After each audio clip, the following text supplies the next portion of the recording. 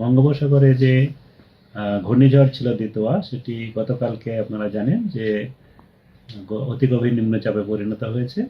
আর এই অতি গভীর নিম্নচাপটি এখন আমাদের দক্ষিণ পশ্চিম বঙ্গোপসাগর এবং সংলগ্ন মধ্য পশ্চিম বঙ্গোপসাগর এলাকায় রয়েছে। এটা আমাদের চেন্নাই থেকে 50 কিলোমিটার পূর্ব দিকে এর কেন্দ্রবিন্দু অবস্থান করছে। আর এটি আজকে সন্ধ্যা পর্যন্ত অতি গভীর নিম্নচাপ থাকার সম্ভাবনা, তারপরে গভীর নিম্নচাপে, তারপরে পরবর্তী 12 ঘন্টায় গভীর নিম্নচাপে পরিণত হবে এবং ক্রমশ উত্তর দিকে একটু সরবে। এই হচ্ছে পরিস্থিতি। আর তার সঙ্গে সঙ্গে আমাদের বাতাসের উপরিস্তরে কিছুটা নিম্ন রয়েছে, আমাদের ট্রাফ লাইন রয়েছে। তার জন্যে আমাদের এই যে মেঘাচ্ছন্ন আকাশ, এটা ওর প্রভাবেই হচ্ছে। ওখান থেকে কিছুটা ওর প্রভাবে কিছুটা মেঘলা আকাশ আমাদের রাজ্যে কিছুটা জায়গায় দেখা যাচ্ছে।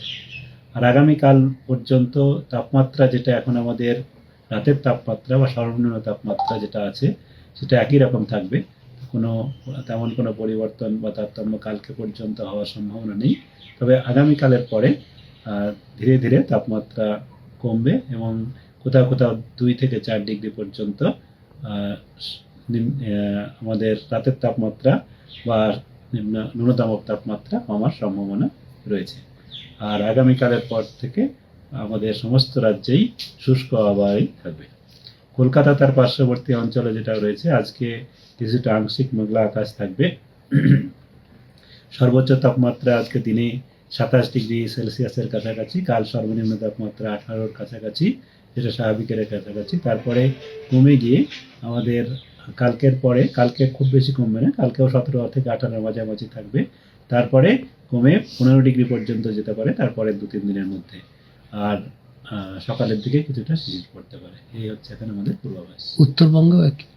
উত্তরবঙ্গেও একই। উত্তরবঙ্গে বৃষ্টির সম্ভাবনা নেই, তবে উত্তরবঙ্গেও তাপমাত্রা কমবে। তবে উত্তরবঙ্গে একটু কম কমার সম্ভাবনা রয়েছে, কারণ 2 থেকে 3 ডিগ্রি পর্যন্ত কমতে পারে উত্তরবঙ্গের জেলাগুলিতে।